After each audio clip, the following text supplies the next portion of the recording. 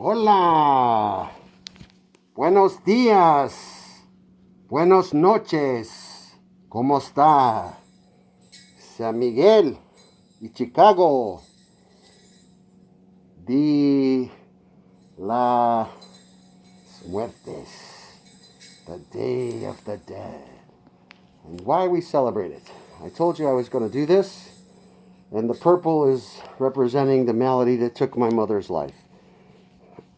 But before we get started, and before I start talking about the history, my history, I'm going to tell you a little bit about what I think about what's going on in the country of the Philippines and the LDR'S and the common scammers and what they're doing.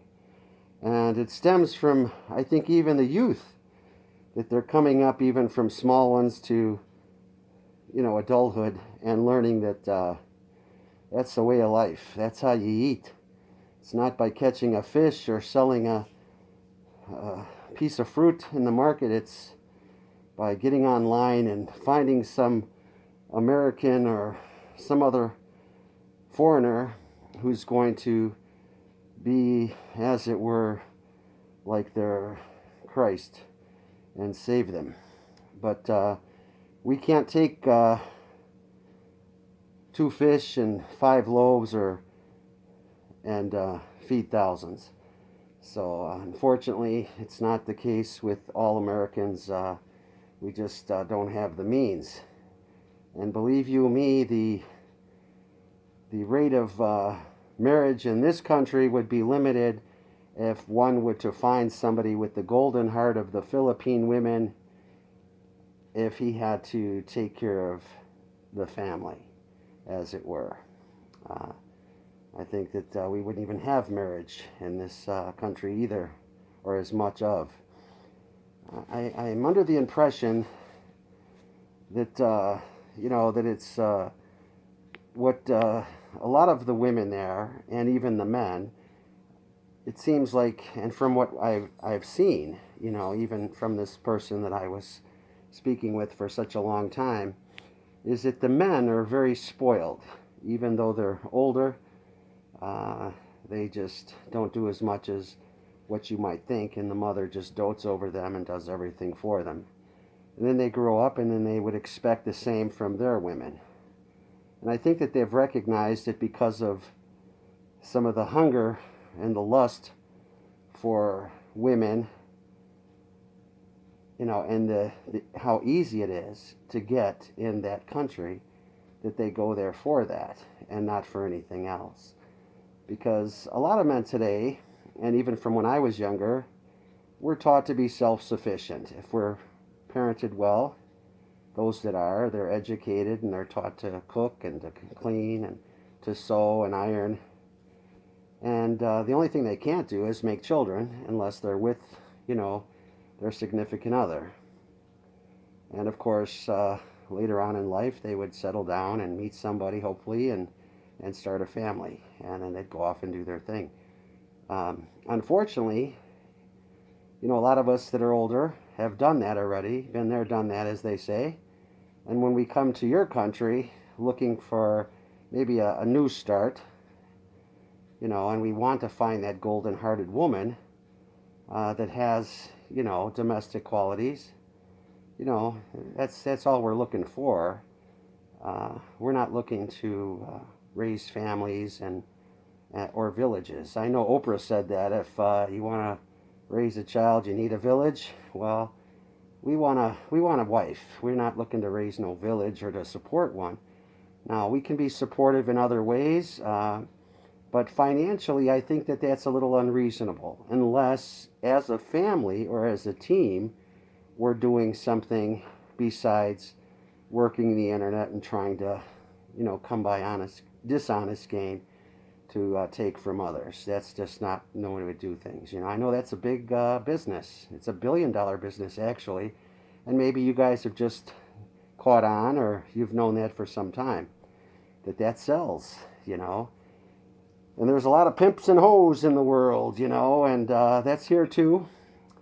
And it's unfortunate that a lot of women there seem to think and pride in the fact that they can parade across the stage and that they're very attractive and marketable, as it were.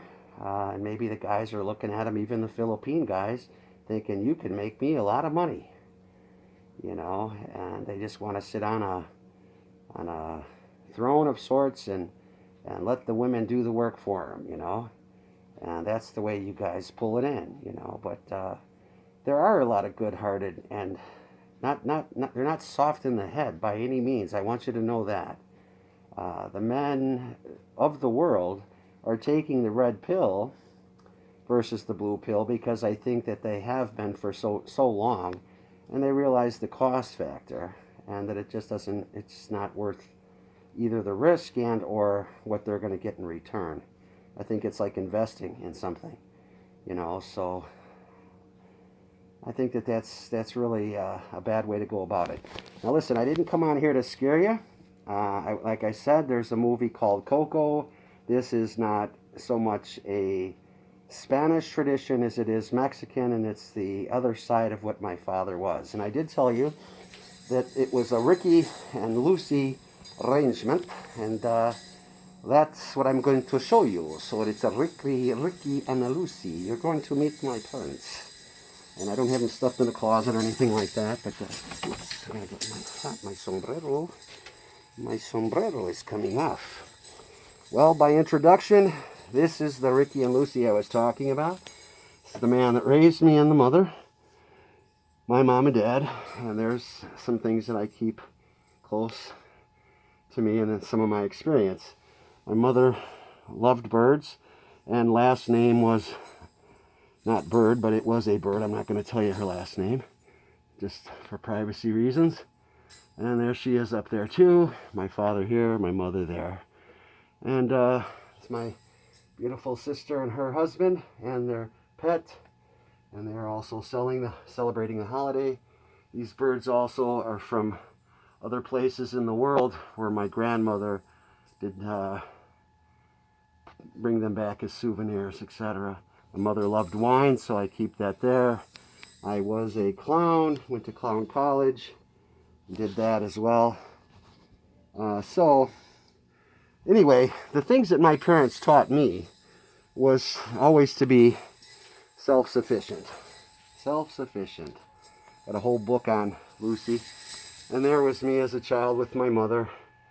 I come from her womb, and my sister as well. We grew up. My parents had a small store. Like I guess it would be a little bit bigger, but not much, to a sari store. And they used to feed a lot of people. They used to have people that would come there, and my mother would walk them through the store. And this is when he would take a bag of something, or a bag in your hand, a paper bag, and it had scoops, and they'd get rice and beans and different items, because there was a lot of poverty then too. So I grew up with parents that were very charitable and taught us how to do that, but they always taught us never to steal, that there was something greater and bigger and better than that. To find a way to make money was a better way than to,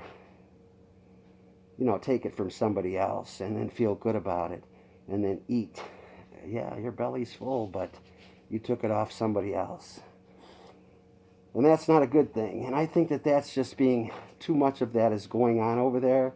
And then you question why. See, I don't want the Epsteins of our country to spill over into yours, because that's what you promote. You look at the streets over there. We isolate that from our children and from the schools and the public eye. Those are things that we kind of segregate. We don't like segregation, but it's necessary sometimes, because you don't want to give the impression that that is all over the place. And then the women that are there, the good ones, when you got the bad ones just running up on a guy, that's not so common here. It's not, women aren't running up on a guy because they find a different way maybe. Hopefully it's not that. And they make a way for themselves. They go to school. And if they do find somebody that is willing to take them as a wife, They don't burden them with the whole family and cousins, uncles, aunts, sisters, brothers, mother, father, all of that. Um, I know that maybe sometimes to you, just from watching TV, we might seem like we're Herculean in strength or in mind, but not so much. We do our best, and looking for a bride is one thing. Looking to adopt something more than that is probably more than we can handle. It doesn't make us soft. It doesn't make us weak. It doesn't, make us less than. It just means that it's just more than we can handle. And I think that sometimes those that don't understand that that would be the prerequisite of getting one of those soft-hearted, loving and devoted and honest women, that if we would have to go through all of that in order to obtain that, that would be more than what, we would be able to handle. You know what I mean? And then if we were out of your sight, it would be like you putting down a diamond in the street and expecting no one else to run by and try to pick it up because everyone wants what you have. That's here too, but you know, uh, no one wants to go there and be put in a box or to be isolated, just because they're a meal ticket. They want to be loved and uh, and they want love, by all means, and they love family. We do here too. Don't think we don't. But you have to start thinking that if you are going to find an American to come here and to be husband to, and hopefully you would work, outside of the home, and work in the home just like he would. And then if you do that and you couple together, then you have a master plan. And then if you decide to, to fund somebody back in your home, if you were to live here, do that within reason. Do not do that within a ridiculous, level of thinking, because if you do, it just runs out. You have to have a life for yourself, not just for the family. I mean, who wouldn't love it if we lived in a world that would be like that? That the whole world wouldn't have to worry about these things. And you know what? I'll bet you a dime to a dollar that if there was a prenup arrangement in the Philippines, that if you wanted an American man so bad, that if he prenuptially said to you, okay, my money's my money and your money's your money, but I'll marry you anyway, and you can still do all those loving things for me, and love me long time, and be my faithful wife forever and ever, I don't know that you would do that. And that's the shame of it. Because is it out of love that you love him, or is it out of he looks like the one that would take care of and, sacrifice his life for the sake of your family? And it's not that we don't love family. We do. Absolutely love family. And we would love to sit around and break bread with family on occasions, but not every day of our life. And we would be just as poor as you, maybe rich in some ways, because we would have family always with us. Here in the United States, you know what's happened? And there's a lot of poverty here too. And we're worried about, are we going to eat tomorrow, that kind of thing too. But what's happened is that we're isolated. We don't have family coming by as much. That's kind of like a thing of the past, it seems. So it would be a refreshing thing to see family often. But if they're there only to eat or to collect, and that's it, that would get old fast, I'm telling you. Because if you don't have enough, or even if you did, and that's all you're doing, you would feel like you're a soup pantry or something. You're just feeding the town, and then you're going to be broke, and then you feel like that's all you're good for. It's all you're good for, and no one's looking to come there and be somebody's Don, and I mean like the Godfather. I am the Godfather. You do it as I say. Go online and get me some money and collect it from all the people. Collect the money so that the family in the village can eat. That's no way to do it. It's an awful way to do things. But anyway, I think, and you know what? If you did come to this country and it was just you and your man with this good heart and love, you might get really bored because that's all it would be. Probably you, him, and a pet if you had one. And if he's capable or able to or young enough to have children, maybe you'd have a little couple little ones. But if you're pining away and lamenting all the time how you have to go back to your country constantly, oh, I gotta go back. I gotta be there. I want to be on the island. I don't like it here no more. I'm tired. I gotta go back. You're gonna make him feel miserable.